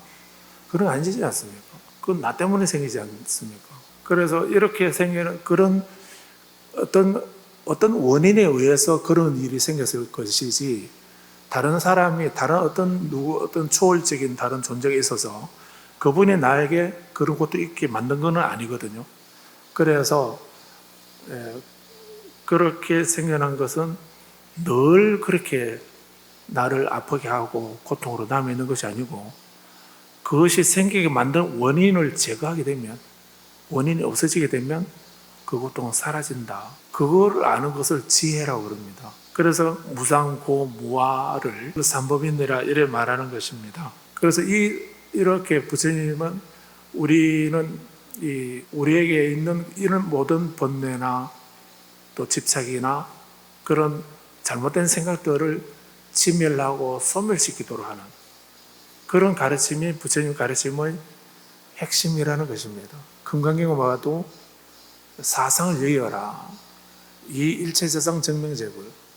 금강경에도 응무소주 이생기심 이렇게 그런 말씀이 있죠. 그 말씀을 보고서 육조대사가 깨달음을 얻으셨다고 이렇게 하는데 글자만 같다고 생각하시면 됩니다. 그런데 제가 볼 때 응무소주가 소멸과 지멸입니다. 이생기심은 불사와 성묘라고 이렇게 이해할 수 있지 않을까. 그래서 모든 아까 불교를 교로 나누면은 현교와 밀교로 나눈다 했습니다. 일반 불교는 그렇게 어느 경이라도 무상고, 무아, 삼부비를 말씀하시고 그렇게 그 모든 집착을 버리고 놓고 비우도록 싫어야 떠나라고 이렇게 그런 말씀을 하신다고 볼 수 있습니다. 그래서 모든 경전의 가르침은 어떤 경전이라도 소멸과 치밀을 말씀하시는 겁니다. 그런데 가만히 보면 금강경에도 응무소주, 불응주색생심, 불응주성량 미촉법생심, 응무소주 이생기심 이렇게 되어 있죠. 그런 문장이거든요. 그래서 물질에 마음을 머물지 마라. 소리, 향기, 맛, 감촉, 생각 거기에 머물지 마라. 거기에 머무는 생각을 그런 집착이나 생각을 소멸하고 지멸해라. 이런 말씀이잖아요. 그런데 거기까지만 말씀하셨다면 되게 부정적인 가르침이다. 이렇게도 할 수 있을지 모릅니다. 그런데 금강경의 위대함은 거기서 이생기심을 말씀하지 않습니까? 그 마음을 내어라라고 이렇게 하지 않습니까? 마음을 내지 말아야 할 부분이 있고 내어야 할 부분이 있지 않습니까? 그래서 집착이나 이런 그런 번뇌에 대한 삼독심이나 또는 사상, 아상, 인상, 중생상, 수자상 그런 상이나 이런 마음은 그건 당연히 거기에 머물러서 안 되고 그런 마음을 버려야 되지만 그런데 머물지 않는 그 밝은 마음 그런 마음은 내어라고 하지 않습니까? 어두운 마음을 내지 말고 밝은 마음을 내어라는 이 말씀이지 않습니까? 그 말씀이 법화경에서는 부처님은 하지 말라는 말씀을 하신 게 아니고 하라고 하는 말씀도 하셨다는 거예요. 그게 불사와 성묘 이거를 부처님은 말씀하고 계신다는 겁니다. 그 불사는 열반이라고 번역도 하고요. 열반을 다른 말로 불사라고 하거든요. 그 열반을 불사라고 하고 열반을 부처님은 우리는 죽음으로 생각하는 경우도 있고 하기 때문에 나중에 대성불교에서는 이제 열반이라는 말을 이제 극락이라는 말로 바꿔버립니다. 그래서 열반의 성취를 극락왕생으로 바꾸는 겁니다. 그래서 극락왕생은 그건 좀 수준 낮은 거다라고 이렇게 생각하지 마시고요. 그건 한 방편설이라고 보시면 되고요. 실제로 극락을 둘로 이해하시면 됩니다. 나중에 반야영선 타시고 우리 우주선 이름은 반야영선입니다. 반야영선 타시고 서쪽으로 내비 잘 찍어서 10만원 국토를 지나가게 되면 거기에 극락세계 분명히 있을 겁니다. 그 극락세계도 있고요. 그런데 지금 바로 여기에서 이 자리에 이 순간에 내 마음속에 그 어떤 번뇌도 어떤 고통도 없고 오로지 한없는 그런 즐거움만 가득 차 있는 지복감, 그 충만감, 그런 행복만 가득 차 있는 그런 상태를 지극한 즐거움, 지극한 행복. 그래서 극락 이렇게 한 거잖아요. 그래서 그런 극락을 우리는 유심정토라는 말 들어보셨죠? 그래서 타방정토만 생각하지 마시고 유심정토도 이해를 하시고요. 또 유심정토만 생각하고 타방정토를 부정하지 마십시오. 지금 우리가 안 가봤다고 눈에 안 보인다고 없다고 하면 안 되는 겁니다. 우리는 이 모든 것에 대해서 극히 일부만 알고 있을 뿐입니다. 우리가 알고 있는 지식은 정확히 일부만 알면서 다 한 것처럼 이렇게 하고 있는데 그래서 경전에 부처님이 하신 말씀이 절대로 헛돌 하신 말씀이 없을 거니까 그래서 아무튼 우리는 그래서 이 불사와 성묘라고 하는 지멸과 소멸과 불사와 성묘 이것은 부처님 가르침 안에만 있다라고 이렇게 말씀을 했습니다. 그래서 제가 말씀드리고자 하는 것은 니까야 주석서에는 그런 말씀이 없긴 하던데 지금 제가 보니까 지밀과 소멸은 일반 불교의 가르침이고 불사와 성묘는 밀교의 가르침이 아닐까. 그래서 밀교는 정말 신비로운 가르침입니다. 그냥 단순히 비밀스러운 이런 가르침이 아니다라고 하는 것을 우리 이 교재에서 여러 가지로 설명을 하고 있는데요. 그래서 밀교란 무엇인가? 불교의 한 유파이다라고 이렇게 했습니다. 밀교는 사실은 불교 교단사, 교리사적으로 보게 되면 불교에서 밀교는 그 힌두교, 인도의 힌두교, 부처님 당시에 인도에 부처님 오시기 1000여 년 이전부터 있었던 종교가 베다 종교입니다. 베다 종교를 다른 말로 바라문교라고도 합니다. 바라문 종교라고, 바라문교라고도 이렇게 합니다. 주술적인 그런 종교이죠. 그래서 자연신을 숭배하고 절대신을 숭배하고 지배신을 숭배하고 창조신을 말하고 이런 것이 바라문교에서 하는 그런 신관념입니다.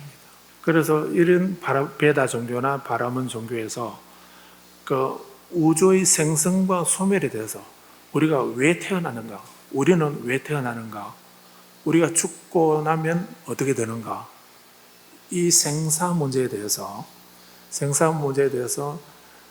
끊임없이 탐구를 하는데, 그래서 바라문 교에서, 베다 종교에서 어떻게 설명해도 해명이 안 되는 것입니다. 온전한 설명이 안 됐던 겁니다. 그래서 인도에서 다른 종교가들이 그러면 신으로서는 지배신이나 창조신이나 절대신이나 이런 신관념으로는 이걸 설명할 수 없으니 신을 배제하고 우리 눈으로 볼 수 있고 손으로 만질 수 있는 물질을 가지고 우리들의 생성과 소멸, 생사 문제를 한번 설명해 보자. 이런 생각을 가진 사람들을 사문이라는 겁니다. 사문. 인도말로 쉬라마나라고 하고요. 한문으로 모래사자 무문자 사문이라고 이렇게 번역을 하거든요. 음사를 하는데, 그래서 사문들은 바라문들은 성직자라고도 번역도 하는데, 바라문은 그 제가자입니다. 제가자고 바라문 종족에 태어난 사람만이 바라문이 되기도 하고 또 제가자고 가정을 거느리고 있습니다. 그런데 이 사문들은 출가자입니다. 독신자들. 그 집을 버리고 떠납니다. 그리고 집을 버리고 떠나는 것은 본인이 해야 할 의무를 하지 않는 겁니다. 가족 구성원으로, 또는 아버지나 아들로서, 또는 국가, 나라의 구성원으로서, 국민으로서 해야 할 의무가 있지 않습니까? 조세의 의무라든지 국방의 의무라든지 그런 것도 있지 않습니까? 그런 거 안 하겠다는 거예요. 가족을 부양하거나 어른을 모시거나 이런 일을 안 하겠다는 거예요. 나는 오로지 나의 생사 문제만 해결하겠다. 그것만 신경 쓰고 다른 건 나 안 하겠다고. 그래서 집을 뛰쳐나온 겁니다. 그런 사람들이 사문입니다. 그래서 이 사문들은 해야 할 의무를 우리말로 하면 할 짓을 안 했기 때문에 음식은 뭘 먹어야 됩니까? 음식은 어떻게 먹어야 됩니까? 얻어 먹어야죠. 그게 글식이고 탁발입니다. 옷은 어떻게 입어야 됩니까? 환자가 입었던 옷이나 시체를 쌌던 옷을 버려두면 그걸 주워서 그 오물을 씻어버리고 물들여서 만든 옷. 그 말을 우아하게 말하면 가사라고 합니다. 그런데 가사는 그렇게 버려진 천을 주워서 만든 옷이거든요. 옷은 그렇게 버려진 천을 주워서 만들어 입고, 잠은 어디 자죠? 이런 나무 아래에서, 수화좌라 해서 나무 아래에서, 여기도 나무 아래죠. 이렇게 잠은 나무 아래에서 잠을 자고요. 약은 병을 치료하는 약만 사용해라. 그런 생활을, 그게 편하겠습니까? 거칠고 힘들겠습니까? 그래서 거칠고 궁핍하고 힘들죠. 그래서 사문이라는 이 말 뜻이 모래로 문을 만들었다 이 말이 아니고요. 한자 의미는 없습니다. 쉬라마나 또는 빨리어로 사마나 이렇게 하는 건데 의미가 궁핍하고 궁핍하고 힘든 것을 참고 견디면서 살아가는 사람이라는 뜻입니다. 그래서 스님들 보면 나도 스님 되면 좀 되게 편하고 그냥 신선처럼 사는가 보다 이렇게 생각되시겠죠. 안 그렇습니다.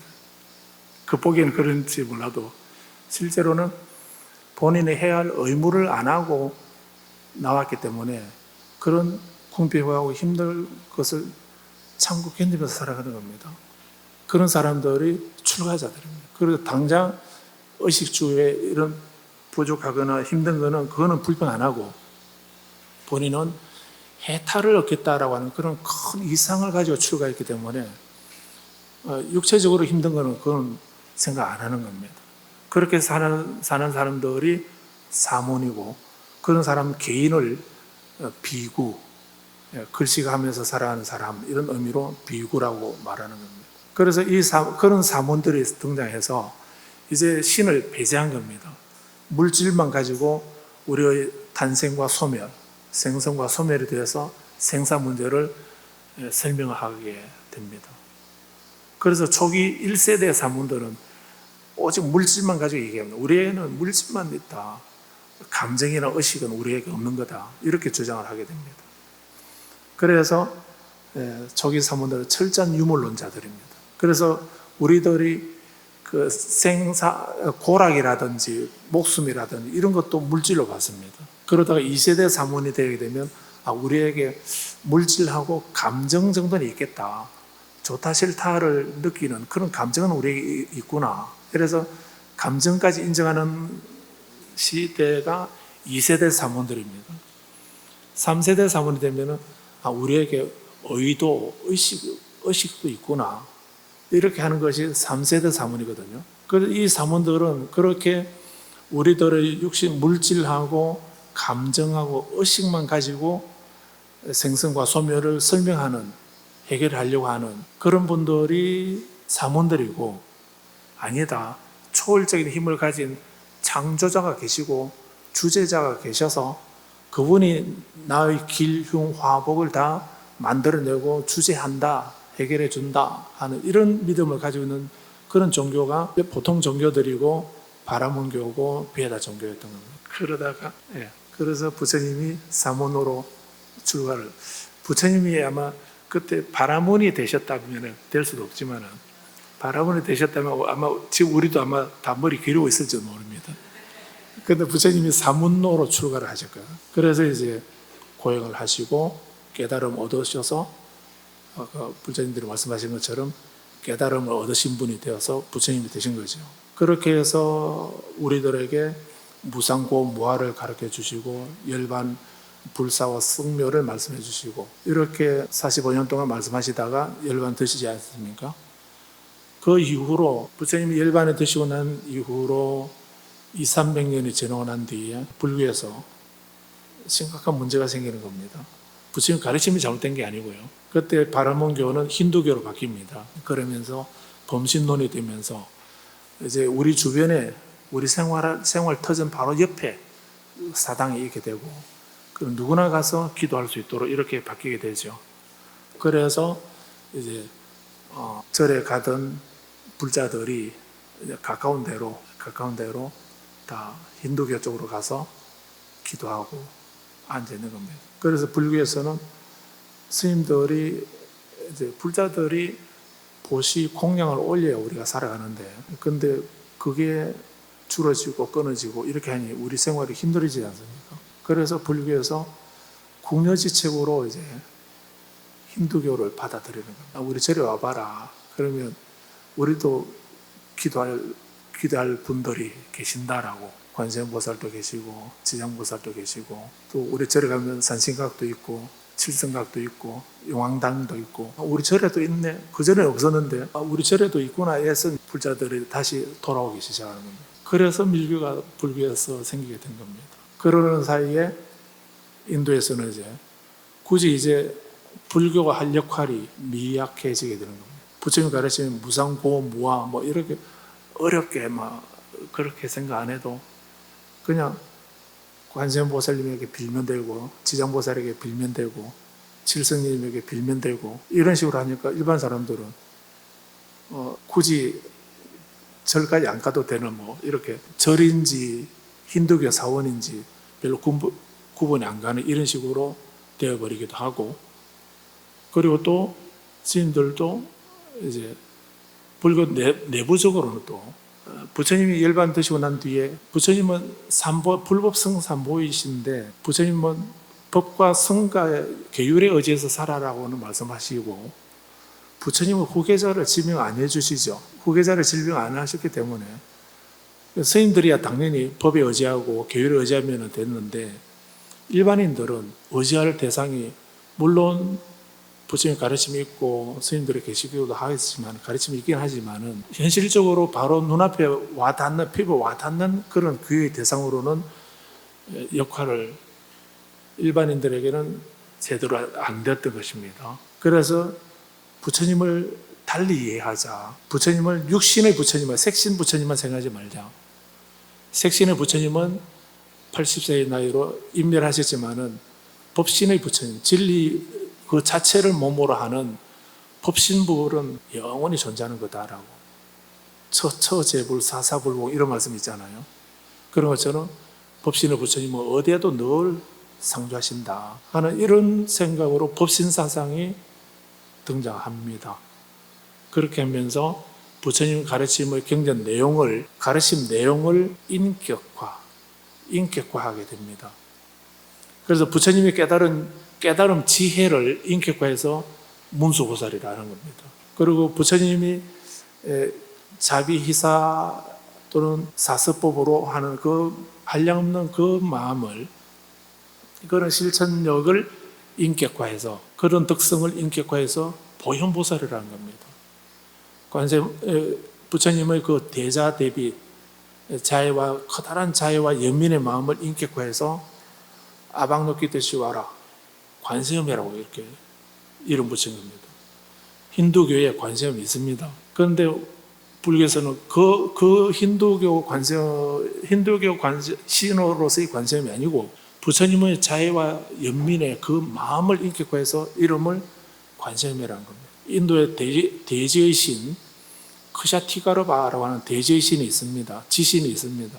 그 지신의 부처님이 가지고 있어요. 우리 마음 속에 불성의 우리 마음 속에 한량없는 그 지혜와 덕상이 갖춰져 있다라고 하는 그 부분을 인격화해서 땅이 만덕을 가지고 있는 것처럼 우리 마음이 그런 온갖 특성을 다 갖추고 있다. 그리고 키워낸다 하는 이 부분을 인격화해서 지장보살이라는 겁니다.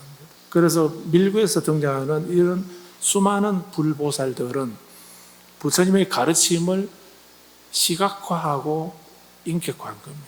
눈에 볼 수 있는 형태로 시각화한 것은 만달라라고 그럽니다. 시각화한 것은 만달라라 하고, 인격화, 사람 모양으로 이름 붙인 것, 인격화한 것은 문수, 보현, 관음, 지장, 따라보살, 또 밀교에 등장하는 수많은 그런 존격들은 다 이름은 신의 이름이긴 하지만 우리는 신의 이름으로 아니고 그런 부처님의 가르침을 법을 인격화한 겁니다. 법을 인격화한 거다. 이렇게 이해하시기 바랍니다. 시간 지났죠. 그래서 숙제를 드리겠습니다. 그래서 지금 이 자료는 책도 드리기도 했지만은 그게 또 시간이 없다는 핑계, 또 글씨가 너무 잘다는 핑계, 이렇게 해서 안 보실 것 같아서, 그래서 우리 이 내용을, 중심 내용을 요약해 두었으니까 이거를 우리 회장님에게 드려서 불자님에게 개인적으로 전달되도록 이렇게 하겠습니다. 그래서 이거라도 보시면서 오늘 1장, 2장을 공부하시는 걸로 하고, 제가 다음 주에 시험을 안 보겠지만은 여쭤보긴 하겠습니다. 합장하시고 따라서 해주십시오. 이렇게 공부한 공덕으로 바라옵나니 저희들은 사막도를 길이 여의고 탐심, 진심, 삼독심을 속히 끊으며 어느 때나 삼보 이름 항상 듣고서 개정의 사막을 힘써 닦으며 부처님을 따라서 항상 배우고 위없는 보리심에 항상 머물며 어김없이 안양국에 태어나서 아미타 부처님을 칭견하옵고 미진세계 국토에 몸을 놔두어 모든 중생 남김없이 건네지이다. 저희들의 이 수행 정진 공덕으로 부처님 가르침이 오랫동안 머물기를 기원하나이다. 부처님 가르침대로 실천하는 수행으로 존귀하신 부처님께 예경하나이다. 부처님 가르침대로 실천하는 수행으로 고귀한 담마에 예경하나이다. 부처님 가르침대로 실천하는 수행으로 청정한 성가에 귀하나이다. 보리심 행자 됩시다. 따라서 해보십시오. 보리심 행자 됩시다. 저는 성불로 바꾸겠습니다. 보리심 행자 됩시다.